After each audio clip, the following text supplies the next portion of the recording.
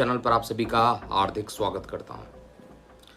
इस समय गाज़ियाबाद से लाइव हूं और आज का जो पॉलिटिकल एनालिसिस है चार्ट का, वो वेस्ट बंगाल और टीएमसी पार्टी के लिए एनालिसिस मैं करने आया हूं।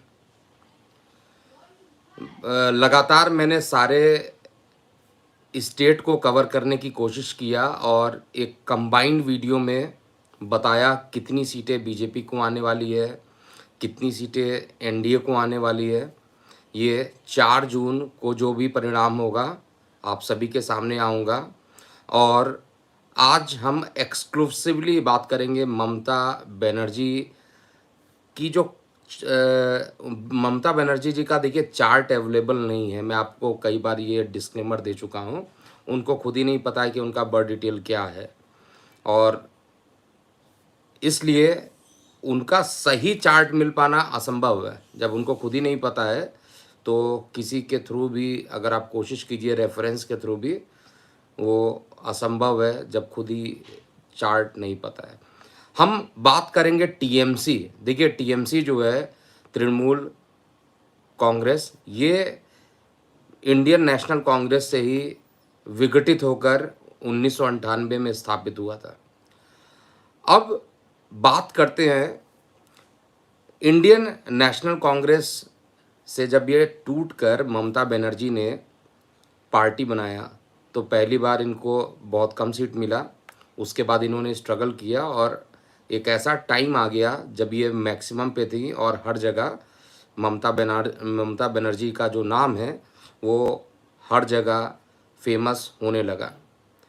इवन पिछले चुनाव में भी ये बोला गया था कि बंगाल में बीजेपी मतलब बीजेपी फर्स्ट टाइम बहुत ज़्यादा गेन करेगी और 3 सीटें जो बीजेपी को पहले आई थी वो 70-72 सीट तक पहुंचना एक बड़ी बात है। आप खुद सोचिए 3 से लेकर 70-72 एक बड़ा जंप माना जाएगा और उसमें ममता बनर्जी ने अपने सीट को रिटेन भी किया था।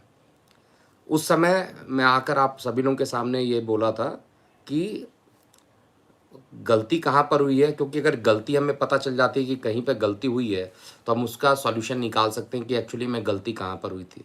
तो गलती ये निकली थी कि उनका बर्थ डिटेल मैं ऑनेस्टली सही मान के चल रहा था, लेकिन उनका जो बर्थ डिटेल है वो सही नहीं था। अब टीएमसी का चार्ट मैं देखता हूँ क्या कहता है। टीएमसी का चार्ट बहुत ज़्यादा इंपॉर्टेंट है क्योंकि अगर पार्टी के जो सबसे बड़े नेता उनका अगर बर्थ चार्ट नहीं मिलता है तो फिर हम जो पार्टी का जो बर्थ चार्ट है उसको आधार मानकर ही प्रिडिक्शन करना पड़ता है। भारतीय जनता पार्टी का तो कई बार मैंने विश्लेषण किया हुआ, 6 अप्रैल 1980, 11:45 दिल्ली।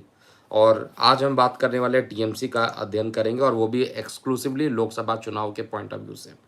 1 जनवरी 1998 11 बजे कोलकाता में स्थापित ये चार्ट है और ये चार्ट मीन लग्न का और मकर राशि का चार्ट बनता है। अगर चार्ट में आप देखिएगा तो लगन में शनिदेव बैठे हैं, दशम भाव में सूर्य देव बैठे हैं और राहु की महादशा जब से चली है या मंगल की जो महादशा जब चली थी, राहु और मंगल दोनों ने इनको बहुत नेम फेम दिया। स्टार्टिंग में जब ये पार्टी स्थापित हुई तो 2010 तक तो मंगल की दशा चल रही थी, तो मंगल से पहले जो चंद्र की दशा थी वो थोड़ा सा निराश इनको किया था इनके पार्टी को, लेकिन धीरे धीरे मंगल की दशा जो है, क्योंकि मंगल यहाँ पर एक प्रकार से देखिए योग कारक हो जाता है, नवम त्रिकोण का मालिक हो जाता है और खुद मंगल को अगर आप देखिएगा तो मंगल उच्च का होकर बैठा है और दशा जब चलेगी योग कारक ग्रह है। और कृष्णमूर्ति पद्धति से भी जब मैंने चेक किया तो भी मुझे इनका जो मंगल का जो पोजीशन है, जहाँ पर जिस नक्षत्र में बैठे हुए हैं सब लॉर्ड की जो पोजीशन मैंने गणना की है, वहाँ से भी मुझे मंगल स्ट्रांग दिखाई दिया। तो मंगल की दशा में इन्होंने नेम फेम कमाया, इसमें कोई डाउट नहीं है। राहु जो कि राजनीति का कारक माना जाता है, राहु की राजनीति जब स्टार्ट हुई, राहु की महादशा 2008 से स्टार्ट हुई और 2008 से लेकर 2025 तक, क्योंकि 18 वर्ष की लगभग राहु की महादशा होती है, तो 18 दिसंबर 2025 तक राहु की दशा इनकी चलने वाली है पूरी की पूरी। और अभी वर्तमान में राहु में चंद्र का अंतर आ रहा है और ये अंतर जो है लोकसभा चुनाव के बीच में पड़ेगा। 30/11/2024 तक राहु में चंद्र चलेगा। अब सबसे इम्पोर्टेंट बात है कि चंद्रमा यहाँ पर योग कारक माना जाता है। राहु राजनीति का कारक है और राहु षष्ठेश होकर षष्ठम स्थान पे जाकर बैठा हुआ है, 6th हाउस में जाकर बैठा हुआ है, जो कि कंपटीशन का हाउस भी कहा जाता है। लेकिन अगर चार्ट में देखा जाए तो 2025 जैसे ही खत्म होगा पूरा, यानी जो डेट मैं बता रहा हूँ 18/12/2025 जैसे ही खत्म हो जाएगा, वैसे ही बृहस्पति की महादशा प्रारंभ हो जाएगी। और इस भविष्यवाणी को रिकॉर्ड करके आप डाउनलोड करके सेव कर लीजिएगा। 2025 के बाद जब बृहस्पति की दशा आएगी, बृहस्पति लग्नेश है। अब आप लोग सोच रहे होंगे कि लग्नेश की दशा है, बहुत एक्सीलेंट जाएगी, क्योंकि लग्नेश तो लगभग अच्छा दिशा देता है, रिजल्ट अच्छा देता है। लेकिन नवमांशा चार्ट में आप देखिएगा, एक तो अगर आप लगन चार्ट में देखिएगा तो जो बृहस्पति है वो नीच का है, और इसका नीच भंग चंद्रमा के रिस्पेक्ट में हो रहा है, लेकिन 28 डिग्री का अंशात्मक बल नहीं है। साथ में नवमांश चार्ट में कोई ग्रह कितना स्ट्रांग है, नवमांश को भी चेक करना होता है। और नवमांश चार्ट में शनि से दृष्ट है, राहु और बृहस्पति के साथ, राहु और सूर्य के साथ बैठा हुआ, और मंगल की भी दृष्टि पड़ रही है, केतु की भी दृष्टि पड़ रही है। 5 अशुभ ग्रहों की दृष्टि लगन पर पड़ रही है, और बृहस्पति अंशात्मक बल भी कम है, यानी बृहस्पति की दशा कन्फर्म है इनकी बहुत खराब जाने वाली है। बृहस्पति की दशा में इनके चार्ट में स्पष्ट रूप से दिखाई दे रहा है कि कोई ना कोई ऐसी घटना घटित होगी कि आगे जाकर इनको भी परेशानियां आएंगी, और बहुत बड़ी परेशानी होगी। हम लोग पॉइंट पर आते हैं। ये तो 2025 तक का जो विश्लेषण है टीएमसी के लिए, एकदम कृष्णमूर्ति पद्धति को ले लीजिए, चाहे आप वैदिक एस्ट्रोलॉजी को ले लीजिए, दोनों से एक ही रिजल्ट आ रहा है। और जब दोनों रिजल्ट एक आ जाता है, और एक्यूरेसी वैदिक की जो होती है केपी से मैं चेक करता हूँ, तो वो चीज़ें यहाँ पर क्लियर हो रही है इस चार्ट में कि आने वाला जो समय है ममता बनर्जी के लिए कठिन है। अब क्यों कठिन है जरा समझिएगा। गोचर हमेशा इम्पॉर्टेंट होता है, कभी भी राजनीतिक दलों के लिए बात किया जाए तो उनके चार्ट से भी ज़्यादा इम्पॉर्टेंट गोचर हो जाता है। लग्नेश कौन है इनके चार्ट का? बृहस्पति देव। और एग्जैक्टली देखा जाए तो जो 5 मई से ये अस्त हुए हैं, ये 5 मई से अस्त होते होते ये 2 जून तक अस्त रहेंगे। और यही रीज़न है कि केजरीवाल को भी 5 मई के बाद से राहत मिलना शुरू हुआ, जब माननीय सुप्रीम कोर्ट ने बोला कि अगर आपको बेल चाहिए तो आपको मिल सकता है।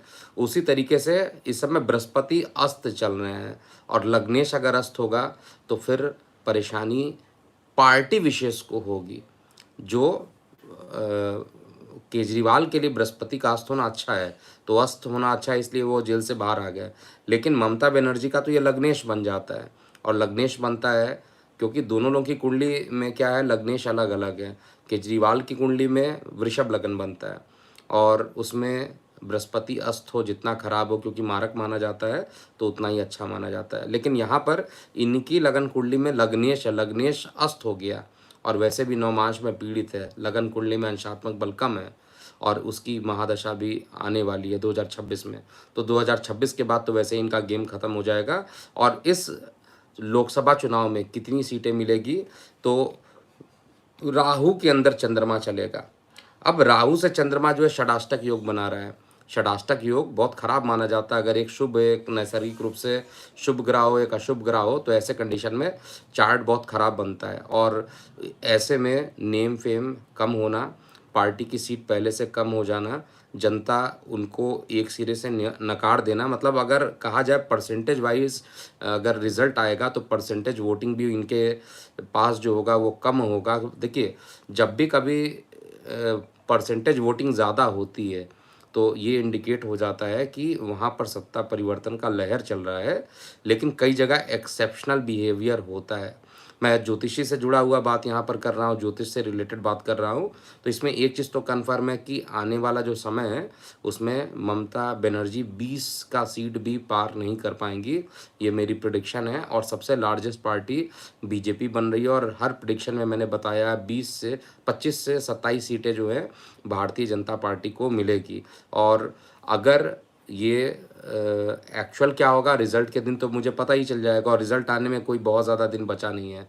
ट्रेंड जो है वो जो एग्जिट पोल है उसमें भी पता चल जाएगा कि ट्रेंड किस जगह पर कहाँ पर आ रहा है। लेकिन एक चीज़ तो कन्फर्म है कि अस्त बृहस्पति और ये पूरे चुनाव में अस्त रहेगा, और जनता के स्थान का जो मालिक है बुध, वो भी इनके लिए इस समय नकारात्मक है पोजीशन वाइज। तो हर तरीके से परेशानियां हैं। 20 सीट से कम सीट लाएंगी। पिछले बार बीजेपी को 18 सीट मिला था, वहाँ पर कम से कम 25 से 27 सीट मैं कैलकुलेशन कर रहा हूँ कि बीजेपी वहाँ पर लेकर आ रही है, और ये मेरा प्रिडिक्शन है। इसके अलावा ममता बनर्जी की जो सीट होगी वो कम हो जाएगी, 20 से कम सीट आने वाली, ये कन्फर्म है। और जिस दिन चुनाव के रिजल्ट आएंगे उस दिन लाइव आकर मैं बताऊंगा। तो ये एक पूरा विश्लेषण था कि हाईएस्ट वोट परसेंटेज जो हो रहा है वो ममता बनर्जी वाले एरिया में ही हो रहा है, मतलब पश्चिम बंगाल में हो रहा है।